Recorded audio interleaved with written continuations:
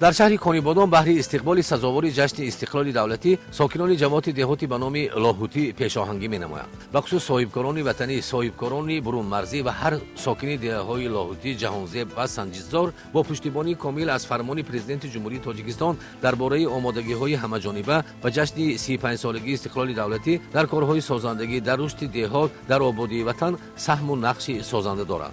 بخصوص اقدام‌های صاحبکاران برون مرزی شایسته است. در جماعت دهاتی لاهوتی شهر کنیبادان صاحبکاران برون مرزی گروه‌های تشبثکاری سازندگی لاهوتی آبادانی و مدد تأسیس دادند. بسیار انشاءات نو در دهه‌های جماعت دهاتی لاهوتی با سهم این تشبثکاران ساخته و استفاده داده شدند و کارهای سازندگی وسعت می‌یابد.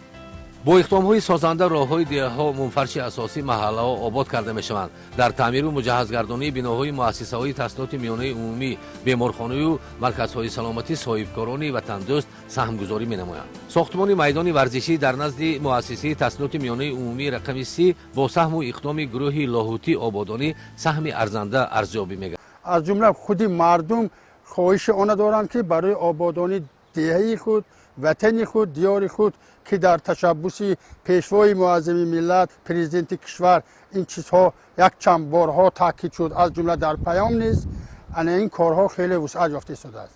برای آبادانی همین دیار البته دستگیری مردم خیلی خواهش زیاد دارند. مردم خیلی هوسمند هستند که برای آبادانی یک سهم گذارند.